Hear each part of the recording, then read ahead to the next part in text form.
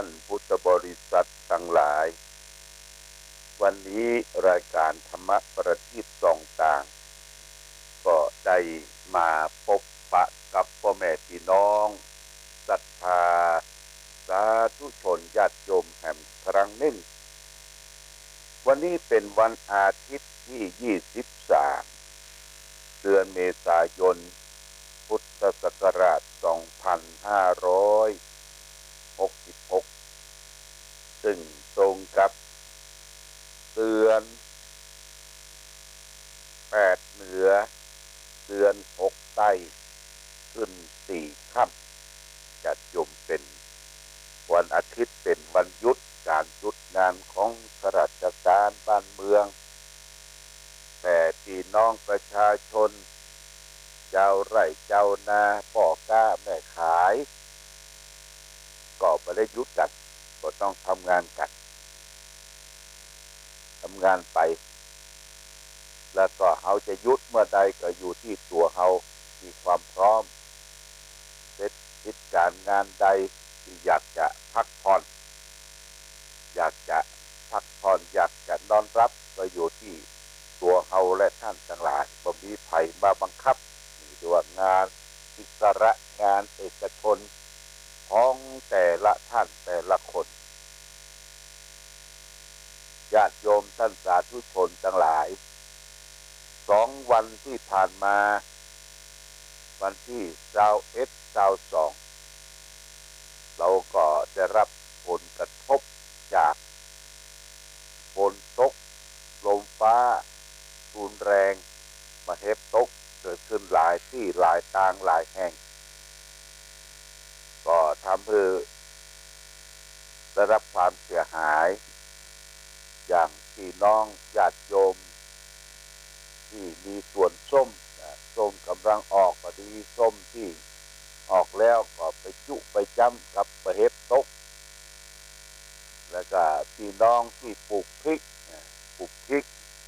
แทนที่จะได้เก็บล่ะพริกปีนี้ซ้ำแปลงญาติโยมพริกนี่แปลงปีนี้ก็ปลูกลูกเทปปลูกอย่างหรือพี่น้องที่ทำนาดอเนี่ยนะนาดอแทนที่จะได้เกี่ยวมาเฮ็บไปตกพูดเอารวงเข้ารวงอย่างที่กำลังออกมาเนี่ยเป็นชีวิตของชาวไร่ชาวนาของเรามันบ่คงทนแน่นอนความแปรปรวนของอากาศท้องถิ่นมันก็ทำให้เกิดความเปลี่ยนแปลงไปได้หลายอย่างนอกจากนั้นญาติโยมท่านสาธุชนมันตกลงมาก็เป็นการดีอย่างหนึ่งก็คือว่าเอาได้ฮ้อนกันเป็นเวลาก่อนอย่างวันที่วันที่19 20เนี่ยฮ้อนแตะเกิดฮ้อนมึงตับจะแตกญาติโยมนะร้อนเดี๋ยวขออนุญาตรับสายในกรรมเด้อญาติโยมเด้อ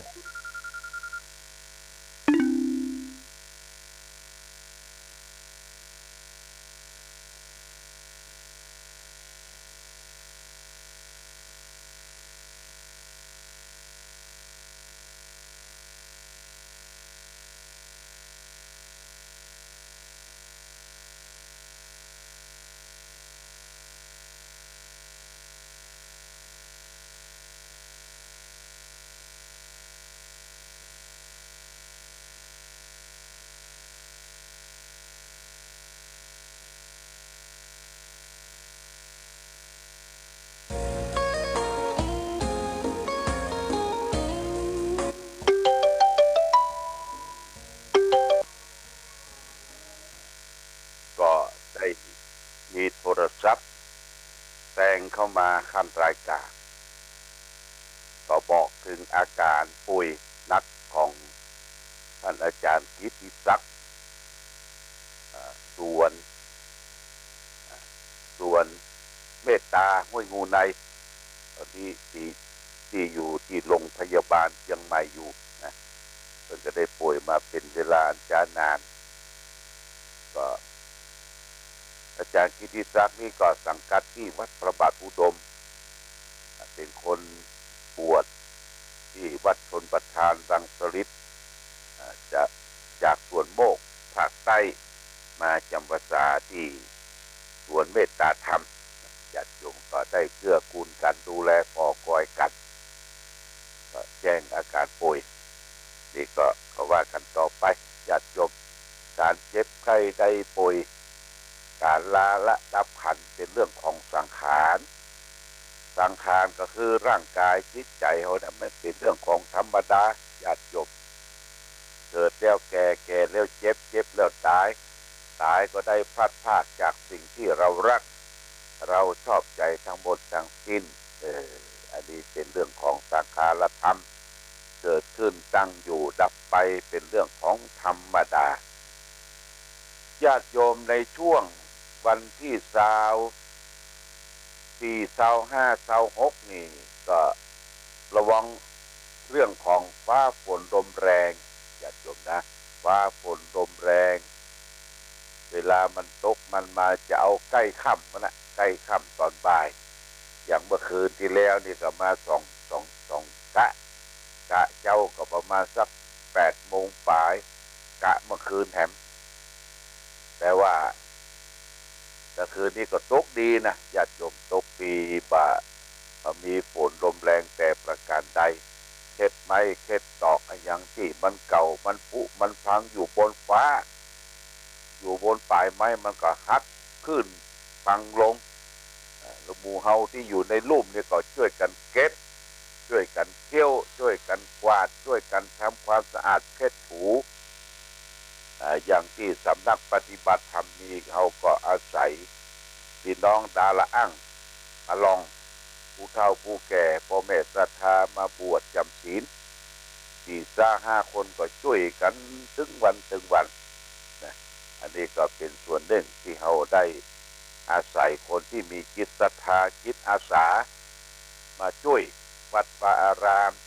เพราะว่าวัดวาอารามประเดี๋ยวนี้เขาจะมาอาศัยพระอาศัยเนรก็บ่ค่อยมีนักญาติโยมพระเนรในปัจจุบัน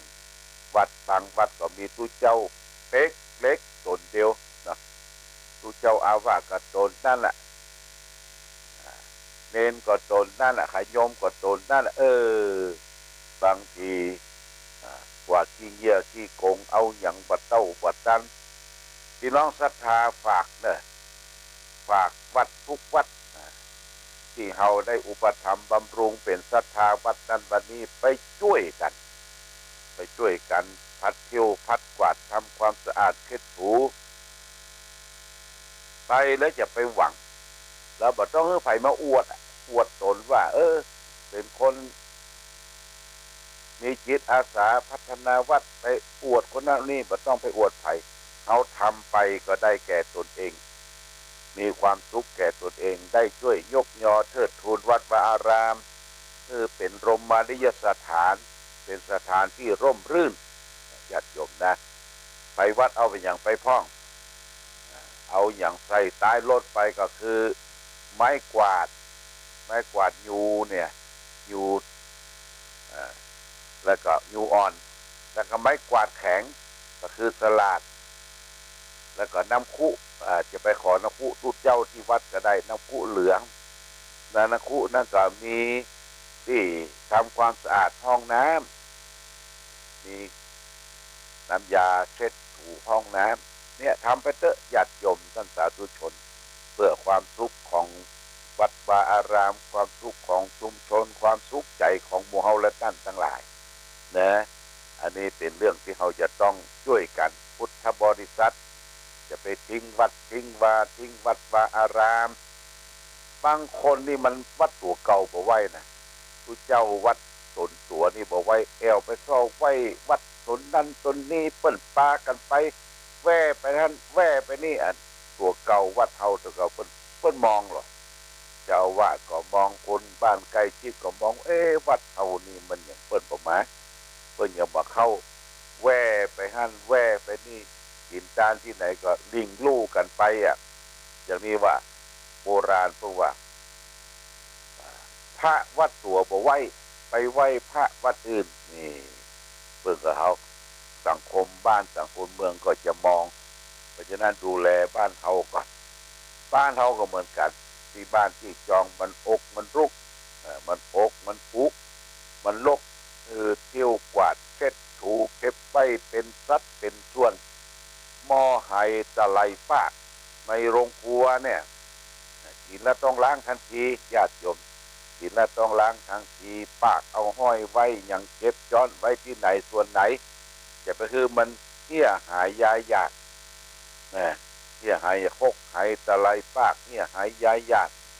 ประเดี๋ยวนี้เปิ้นแต่งบ้านแต่งจองเพื่อจะแต่งโรงครัวไว้จำเพาะญาติโยมนะบางทีก็อยู่ในบ้านในตัวอาคารบ้านบางทีก็แปลงไว้นอกบ้านเดินไปน้อยเดียวอันนั้นโรงครัวโรงทำอาหารจะมีทุกอย่างในโรงงานอาหารนะมีพริกเกลือเงือจังตะไคร้จักไคร้กิ้งข่าแล้วก็สิ่งที่เขาจะเอาปรุงอาหารเนี่ยญาติโยมปรุงอาหารอย่างบอกแควนนี่นะบอกแควนนี่ก็ควรมีเป็นยาสมุนไพรเนี่ยบอกแควนบอกแควนนี่ก็เอามาใส่ลาบพ่องใส่แกงผักกาดพ่องใส่แกงอันนี้เพื่อก็ใส่เนื้อแกงฟักมนนะบอกแควนบอกแควนญาติโยมแต่อยากจะเพื่อมันขาดในโรงครัวเนาะนะเตรียมพร้อมพร้อมไว้อันนี้บ้านเราต้องพัฒนาก็คือทำสิ่งที่มันมีอยู่เนี่ยให้มันดีขึ้นนี่คือคำพัฒนาไม่ใช่ว่าไปทำลายอันนั้นก็เอาทิ้งเอานี้ก็เอาขว้างญาติโยมและของที่มันอยู่เพลินเพ้อสิ่งใดที่ควรเก็บไว้เป็นที่เป็นทางก็ควรเก็บกันมันดูก็สบายตามันหายก็หู้ว่ามันหายยกย้ายจากที่นั่นไปญาติโยมนี่ต้นสนใจนะถ้าบ่สนใจแป๊กบ่สนใจก็ของทั้งหลายทั้งปวงบอกว่าของวัดวาอารามของบ้านของจองเอาไปช่วยกันอนุรักษ์รักษาของหายไปแล้วก็ปล่อยมันหายบ่ซ่อมแซมบัดนำพาหามาเนี่ยมันก็ไม่ใช่ถูกที่อันนี้สำคัญนะสำคัญฝากไว้วันนี้วันอาทิตย์ได้มาพบญาติโยมท่านสาธุชนก็จะฝากหลักธรรมที่จะได้น้อมนำมาฝากให้เราได้ท่านทั้งหลายวันนี้เรียกว่ามิตรทุพพกถาว่าด้วยผู้ทรยศต่อเพื่อนต่อมิตรมิตรทุพพกถาว่าด้วยผู้ทรยศต่อเพื่อนต่อมิตรอันนี้พระพุทธเจ้าตรัสเรียบเรียงไว้ในพระไตรปิฎกคุตกนิกายธรรมปัฏฐกถาเล่มที่21หน้า2125ได้ตัดเป็นภาษาบาลีว่ายัสสะลุกขัสสะนายายะนิสิงไทยะพระไทยวายะตัสสะสาคังสัมมาเชยะมิตรพโตหิปาปโกเคยนั่งเรือนคนที่ให้ร่มเงาของต้นไม้ใดเรือนนอนก็ดีเรือนนั่งก็ดีต้นไม้ใดไม่พึงหักรานถึงหรือกิ่งของต้นไม้นั้นเพราะผู้ทำเช่นนั้นชื่อว่าเป็นผู้ทรยศต่อเพื่อนและเป็นคนบาปญาติโยมนะอันนี้เพิ่นพูดถึงเพื่อนฝูงเวลาเขารับความเอื้อเฟื้อเผื่อแผ่จากเพื่อนจากฝูง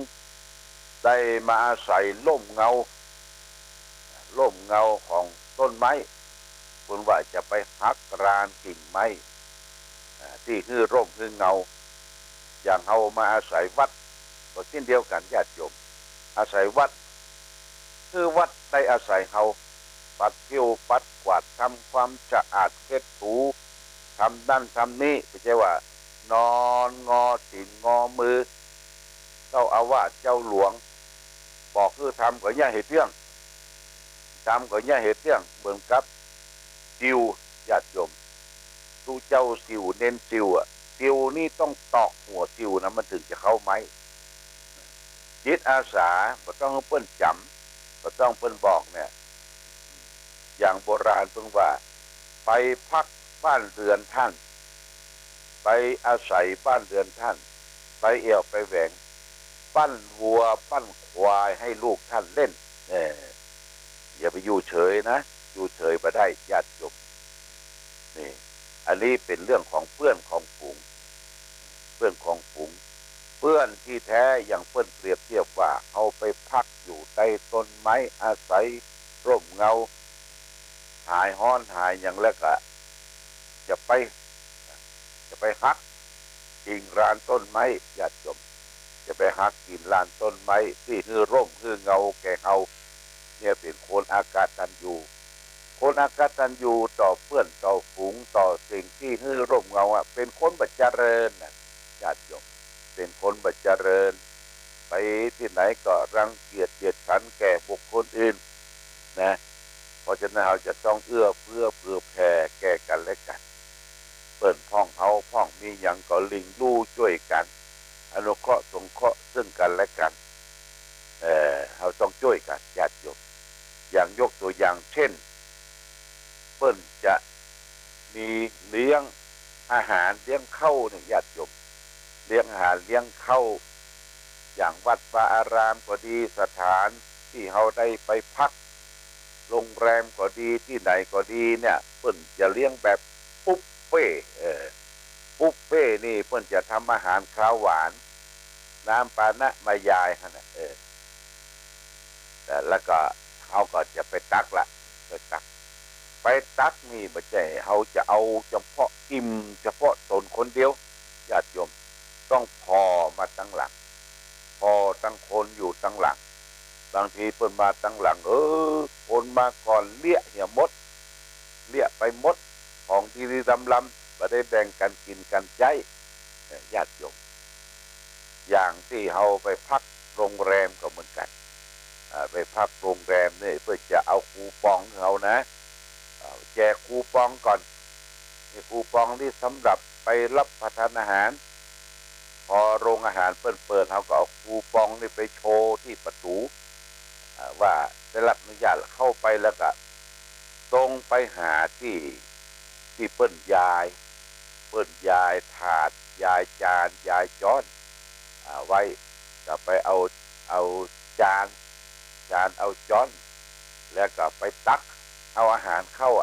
อันใดที่เขามักอันใดที่เขาเหมาะแก่ธาตุตัวเขาเนี่ยก็เอาพิจารณาหันหรือว่าพิจารณาหารตรงนั้นไม่ใช่ว่าเต็มหน้าเต็มตาข้าพเจ้าจะเอาหมด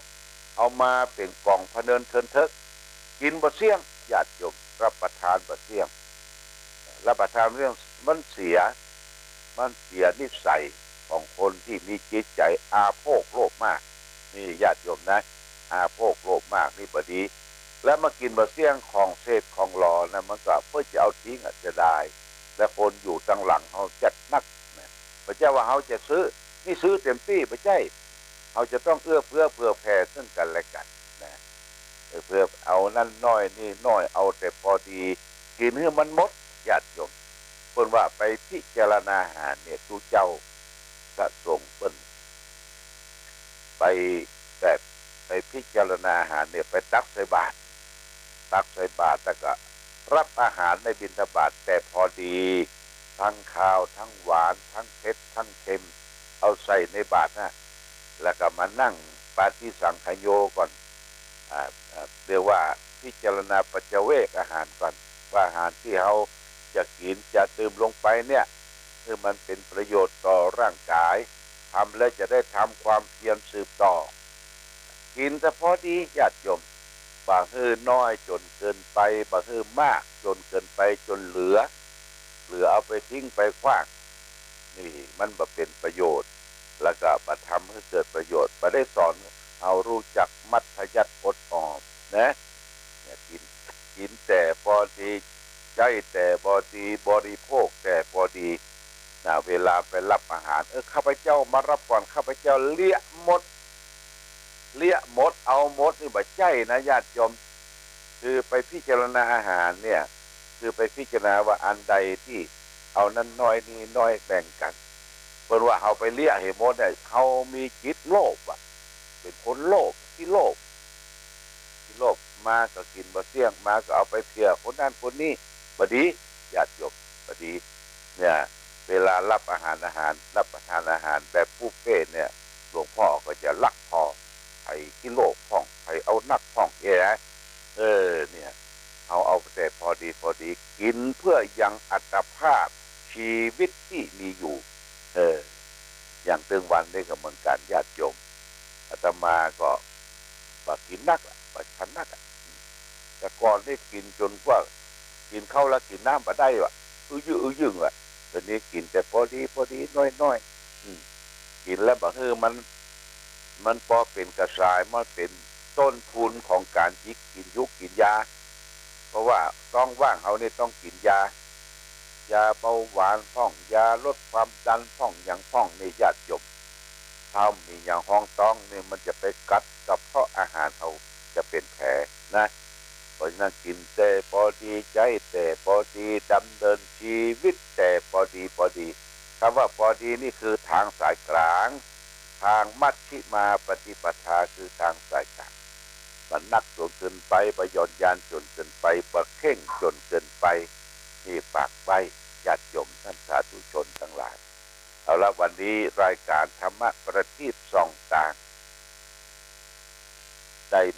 มาพบศรัทธาญาติโยมท่านสาธุชนทั้งหลายก็จะพอสมควรแก่กาลเวลาเจ้าวันพรุ่งนี้อาจจะได้ฟังเทปนะจะได้เดินทางไปขึ้นเครื่องเชียงใหม่จะได้ลงไปกรุงเทพวันที่24 25 26ปิกมาอยู่กรุงเทพก็ยังใช้โทรศัพท์โฟนมาหาที่ศูนย์กลางเฝ้าการระวังฟังดักฟังของขึ้น 100.25 ของท่านพระจำเริญวัดพระธาตุศรีมหาโพธิโพธารามนะท่านจำเริญก็มีเครื่องทรงมีอินเทอร์เน็ตอยู่ตรงนั้นก็เปิดบริการให้แก่ศรัทธาสาธุชนญาติโยมทั่วไปเอาละวันนี้รายการธรรมะประทีปส่องต่างต้องขอลาก่อนขอผู้ฟังจงตั้งมั่นจิตหันษาด้วยธรรมะขององค์พระพุทธาได้นำพาให้เกิดความสุข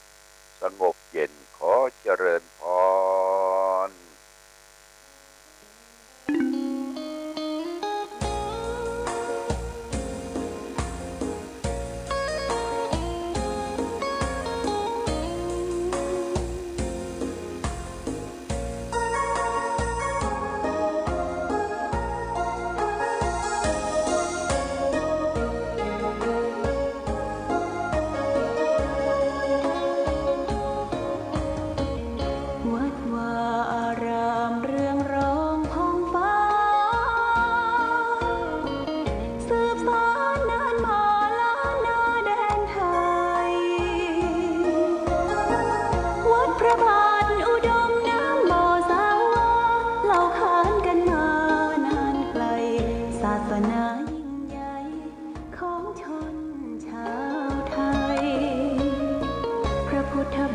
จำลองของพระสัมมาองค์พระศาสดาพุทธบูชากราบไหว้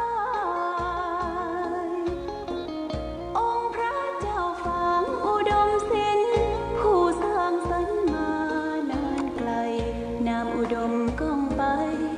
สมนายฉายาก่อนเป็นวัดร้างโบราณสืบสาน2524พระมหาราชครูเกษราปัญญาปรมาติกาจารย์จากวัดดับภัยเชียงใหม่สืบสานเวลาผ่าน131 ปีนานไกลวัดพระบาทอุดม